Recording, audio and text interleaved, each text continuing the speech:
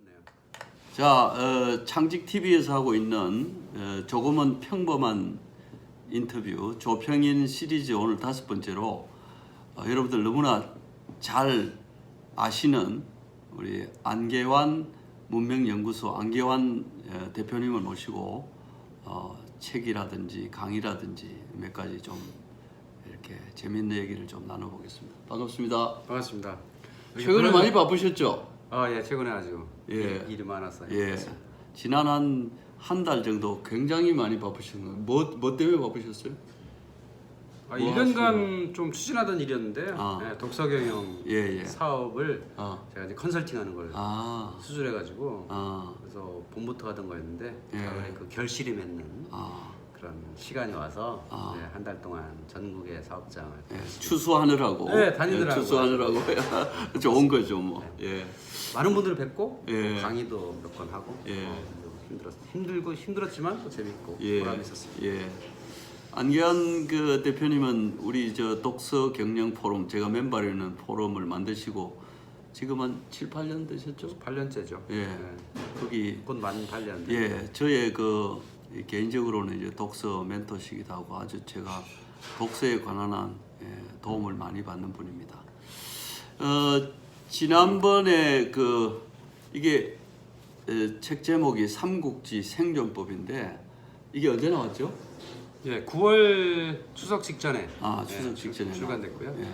요즘 뭐 책이 어떻게 좀 잘 좀 나간다고. 예, 최근 뭐 꾸준히 예. 뭐 대폭적인 그런 무슨 뭐 폭발적인 예. 호응은 아니지만 예. 그래도 아마 아니 뭐 꾸준히 스테디셀러가 나가고 최고죠 뭐. 예, 있는 것 같습니다. 또 상철 좋아하는 또 매니아들 분들이 예. 계셔서 뭐 그런 분들한테 좋은 소리 듣고 있습니다. 예. 여러분들 아시겠지만 이 삼국지는 읽기도 쉽지 않지만 이렇게 책을 쓴다는 건 이게 보통 일이 아닌데 제가 듣기로 몇 년 준비하셔가지고 공부 많이 했습니다. 그러니까요. 예. 그렇게 이제 책을 쓰셨다고. 이게 몇 번째 책이죠? 저의 11번째 번역서 11권에는 번역서가 한 권 있고요. 한 권 있고 비매품이 한 권 있어요. 비매품이 한 그래서 권 실제로 이제 판매되는 책은 제가 쓴 9번째. 그래도 어쨌든 비매품이고 포함해서 뭐 이제 ISBN이 나오면 다 그냥 그렇습니다. 책으로 들어가니까 11번째 책입니다. 대단하십니다. 예. 저는 이제 겨우 3권 쓰고 부지런히 써야 이제 쫓아갈 텐데 더 빨리 도망가셔가지고 저의 뭐 책 쓰는 게 저의 가장 중요한 미션이기 때문에 어쩌다 보니 책 쓰는 거를 직업으로 삼았고 제가 할 수 있는 유일한 기술이 현재 책 쓰기입니다. 예. 이번에 이제 그 독서 경영 포럼 저 컨설팅을 뭐 하셨다고 그러는데 몇 개 회사 정도 이번에 하셨어요? 예, 이번에 그 독서 경영 인증 사업이라는 거를 봄부터 이제 어디서 문체부 주관하는 주관, 문체부 문체부 주관, 그다음에 출판산업진흥원에서 이제 주관하고 그거를 이제 능률업계 컨설팅이라는 회사가 이제 맡아서 5월부터 이제 12월까지 이제 하나의 이제 정부 사업으로 진행했던 건데 저는 거기 이제 컨설턴트로 해가지고 참여가 됐던 거고요. 그래서 한 100여 개 기업이 인증을 받았고 저는 인증 심사원으로도 가서 이제 인증 심사를 했고. 그러고 나서 이제 100여 개 기관과 기업이 이제 인증 이제 그 평가를 받았고 그러고 나서 인증이 된 기업과 기관들은 강의나 아니면 컨설팅을 선택할 수가 있어요. 그래요? 무료로. 그러면 이제 강의는 이제 그 책을 쓴 작가들의 리스트가 있어서 그 중에 하나를 골라가지고 이 사람을 듣겠다라고 하는 게 있고 저는 그래서 거기에서 5회사에서 선택을 받아가지고 5번 또 강의 듣고 강의도 하시고 컨설팅도 하시고 그렇죠. 둘 다 하셨군요. 컨설팅은 제가 독점적으로 다 해요. 컨설팅은 이 독서 경영은 국내에서 컨설팅 할 수 있는 사람이 저밖에 없어요. 별로 없죠. 그래서 그 컨설팅은 제가 다 맡아서 했고요. 또 이제 강의는 어차피 이제 작가들이 이제 기업들이 선택하는 사람들이 했는데 그래도 제가 5걸 받았으니까 제가 아마 제일 많이 한 걸로 그렇게 되었습니다. 대단하십니다. 어쨌든 그 독서라는 게 그렇게 흔히들 독서는 그냥 하면 된다고 생각하는데 쉬운 건 제가 보니까 아닌 것 같아요. 아니죠. 요령을 좀 알아야 될 것 같아요. 그럼요. 독서는 그냥 하는 게 아니라고 저는 봅니다. 그러니까 그냥 하는 것 같지만 사실은 제대로 해본 적이 대부분 없죠. 대부분 사람들은 독서를 제대로 해본 적이 없을 겁니다. 일부 사람만 사실 하죠. 그럼 뭐 인터뷰긴 하지만 아주 짤막하게 핵심 포인트만 독서는 이렇게 하는 것이 어떠냐 이렇게 한번 말씀하신다면 어떻게 말씀하시겠어요? 독서는 일단 그 책이라는 것이 자기한테 잘 맞아야 돼요. 맞아야 돼. 네, 그래서 맞는 책을 선택해서 읽는 게 사실 가장 선택이 중요하네요. 선택이 중요합니다. 그러니까 예. 세상의 모든 책이 다 좋은 건 아니라는 거죠. 그렇죠. 그러니까 좋다 나쁘다는 건 지극히 주관적인 거잖아요. 그렇죠. 그러니까 자기한테 좋아야 좋은 거니까 자기한테 좋다는 건 자기한테 맞는 책이 좋다는 겁니다. 그렇군요. 그러니까 자기한테 그러니까 맞는다는 건 일단 관심사가 첫 번째고요. 관심사가. 두 번째는 그 관심사에 대해서 자기의 수준이 있어요. 두 개가 맞아 떨어져야 좋은 거예요. 그렇군요. 그러니까 아무리 내가 그쪽에 관심사 있다 하더라도 너무 수준이 안 맞는 책을 고르면 그렇죠. 너무 낮다든지 높다든지 그렇죠. 하면, 그러면 예. 이제 좋은 책이 아닌 거죠. 그렇군요. 만약에 자기보다 수준이 너무 높다 그러면 낮은 것부터 시작해서 그쪽으로 조금씩 가야 올라가서 그쪽까지 갈 수 있어야 되는 거죠. 그러니까 가장 중요한 건 첫 번째는 자기가 관심 있는 분야 아니면 자기가 가고 싶은 분야 이런 거를 잘 선택해서 읽는 게 좋지 무조건 남들이 이거 좋대 뭐 이건 베스트셀러래 이건 뭐 사람들이 많이 읽는 거래라고 하는 건 그리 바람직한 흔히 그렇게 독서는 하잖아요. 아니라는 옆에서 저 조언해가지고. 이제 그러다 보니까 한두 권 읽다가 포기하는 거죠. 그렇죠. 그렇죠. 그러니까 지속적으로 읽고 계속 가는 건 결국은 자신의 관심사, 자신이 잘할 수 있는 것 이렇게 가는 거죠. 그러면 이제 선택을 하고 나면 그 다음에는요.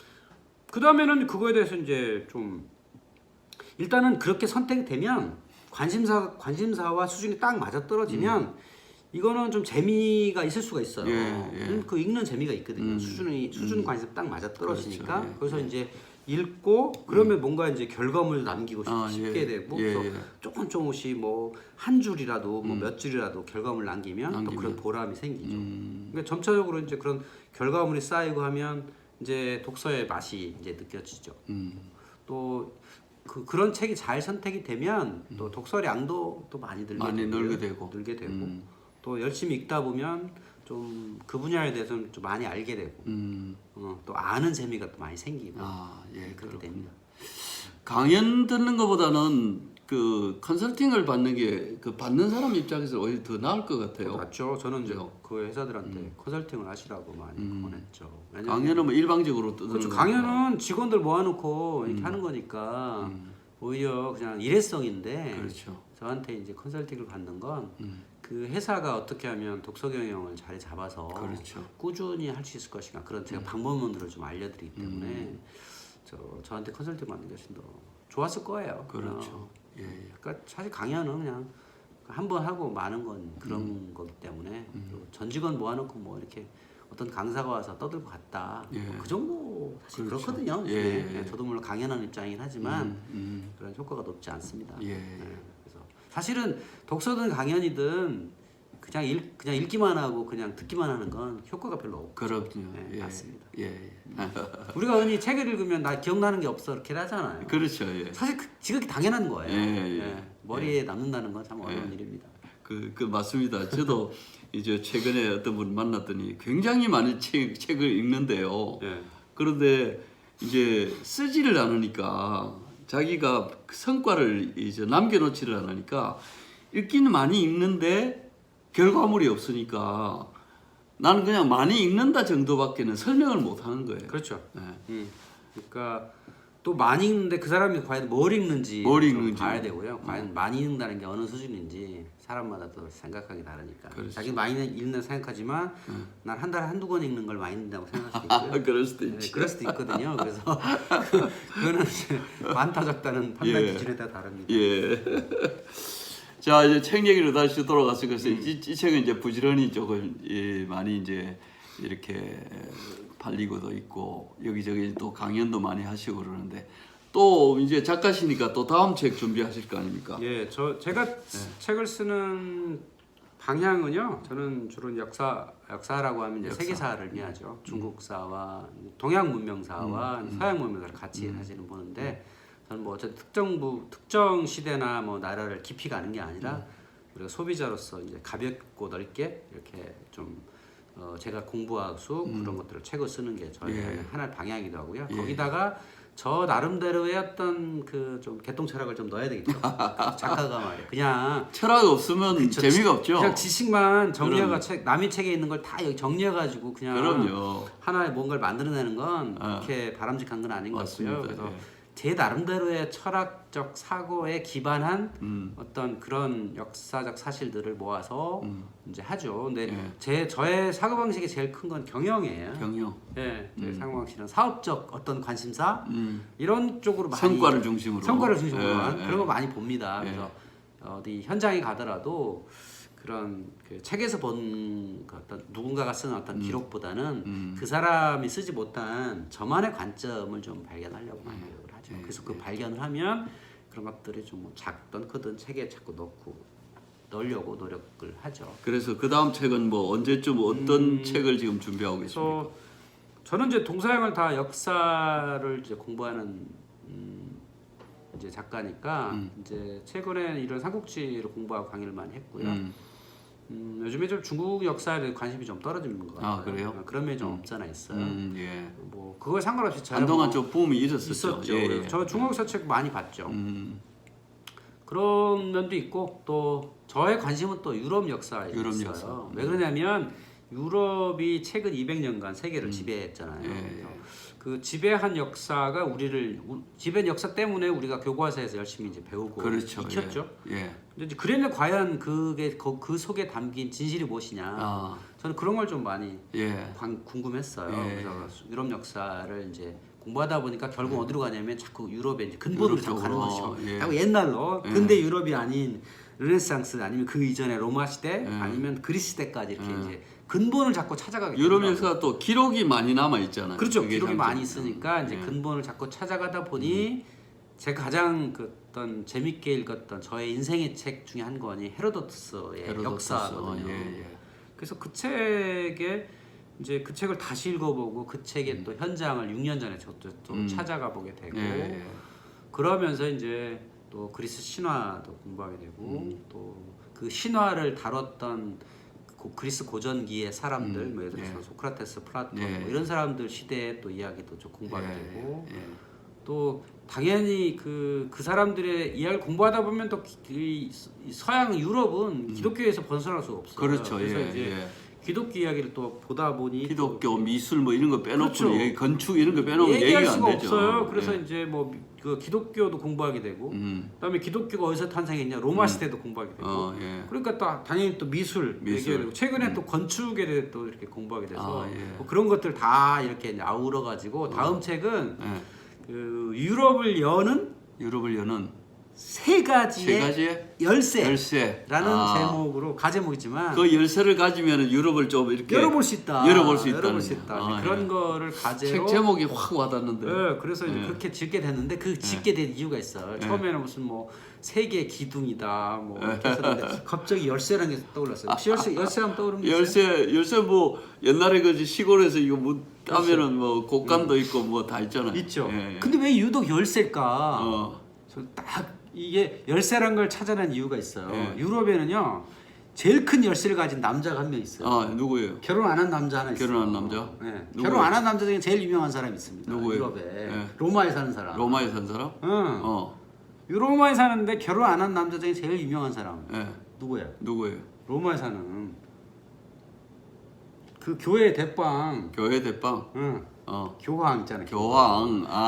교황이 베드로의 후계자이잖아요. 근데 예수께서 베드로한테 너는 반석이니라. 그래서 너희 반석에 교회를 세울지니 천국에 가는 열쇠를 내가 너에게 주겠노라라고 해요. 그 마태복음에 나옵니다. 그러니까 그 열쇠를 가진 남자에 대한 어떤 궁금증 있잖아요. 이제 그렇게 사실은 이제 물론 이제 제가 쓰는 책에 이제 그 교회와 교황 얘기가 많이 있진 않지만 그래도 이 어떤 유럽을 여는 열쇠가 될 수 있다. 그래서 이제 그래서 그러면 종교, 기독교, 건축 뭐 또 세 가지면 아니 좀 더 커요. 그 열쇠가 좀 더 커요. 제일 큰 게 첫 번째는 이제 신화예요. 신화. 왜냐면 그러니까 서양 문화의 가장 중요한 키워드는 신화입니다. 거기서 출발해서 이렇게 그리스 로마 신화니까. 거기 출발했고 두 번째는 이제 현실로 가서 로마 제국이에요. 로마 제국. 사실은 유럽이 있게 한 어떤 원동력은 로마 제국이 있기 때문에 그러니까 첫 번째는 신화고 두 번째는 로마 제국이에요. 그 로마 제국을 모르면 유럽을 이해할 수가 없고 미국이란 나라도 이해할 수 없거든요. 예. 미국이란 나라가 로마 제국 그대로 뺏겨가지고 예, 예. 만드는 나라이기 때문에 로마 제국 두 번째 열쇠고 세 번째가 기독교예요. 기독교. 그러니까 신화, 로마 제국, 기독교. 그러니까 기독교는 신화를 기반으로 로마 제국에서 탄생해서 거기서 성장해가지고 유럽에 만들어진 거거든요. 예. 그러니까 로마 제국은 사실 언제부터 있었냐면 기원전 756년부터 탄생해서 실제로 서로마는 497년에 멸망을 하고 동로마는 1453년에 멸망을 했지만 유럽인의 머릿속에서 실제로 끝까지 남은 것은 1813년까지였어요. 나폴레옹한테 오스트리아가 패망하기 전까지도 로마 제국이 있었어요. 아, 그렇군요. 예. 그러니까 그 예를 들어서 오스트리아의 합스부르크 왕가 같은 경우 자기는 합스부르크 왕가이면서 로마인이라고 생각을 했어요. 아, 그래요? 19세기까지도. 그러니까 로마의 영향이 그만큼 크죠. 그렇군요. 그래서 이제 그러면 그게 대충 언제쯤 나올 것 같아요? 아니, 저는 이제 원고를 다 써서 이미 출판사에 넘겼고. 그래요? 그럼요. 벌써 계약도 하시고. 지난달에 다 써가지고 축하드립니다. 넘겼고 예. 계약을 다 했고. 그러면 이제 출판사가 이제 편집할 일만 남았죠. 그러면 한 3월 이전에 나오겠네요. 매주 그 편집이 좀 까다롭습니다. 그렇습니까? 제가 또 6년간 또 매년 다녀 유럽을 갔다 오면서 찍었던 사진하고 지도 뭐 이런 거. 그쵸. 지도 제 또 이 지도를 빼놓을 수가 없잖아요. 또 지도 인간 대비. 그쵸. 또 도표 이런 게 있어가지고 도표 이런 거 금방 하는데 지도를 그려야 되거든요. 맞아. 제가 지도 그리라고 출판사는 맨날 숙제를 주거든요. 그래서 그 지도 그래도 한 그려가지고 3, 4월쯤은 네, 나오겠네요. 그래서 이제 아마 출판사 계획으로는 1, 2월에 좀 열심히 해가지고 3, 4월에 내놓지 않을까. 알겠습니다. 기대를 합니다. 저기 오늘 뭐 이제 인터뷰를 했지만 또 책 나오면 그때 다시 한번 더 하는 걸로 하고 사실 여러분들 이 제가 이름을 붙인 조평인 조금은 평범한 인터뷰라고 했는데 평범한 분은 사실은 아니에요. 제가 평범하다 그 얘기고 하여튼 오늘 나오셔서 감사하고 앞으로도 좋은 책 많이 좀 써주시고 독서도 좀 컨설팅 강연 좀 많이 해주셔서 우리 온 국민이 좀 성과를 내는 독서 제대로 할 수 있도록 많이 좀 도와주시면 좋을 것 같습니다. 독서에 관해서는 앞으로 유튜브를 통해서 유튜브 방송도 하시죠? 네, 유튜브를 통해서 뭐라고 들어가면 돼요? 안기환의 지식생활. 안기환의 지식생활 할 건데 저는 이제 책을 중심으로 아마 하려고 해요. 저는 책을 읽는 법. 이런 책은 이렇게 읽어야 된다. 책 소개보다는 오히려 이런 책 이렇게 읽고 여기서 뭘 뽑으면 된다. 이게 좀 책을 읽고 이런 함께 하는 거기서 뭐 지식을 뽑는 방법 이런 위주로 한번 그러니까 유튜브 방송을 하려고 생각하고 있습니다. 오늘 나와주셔서 감사합니다. 예. 맞습니다.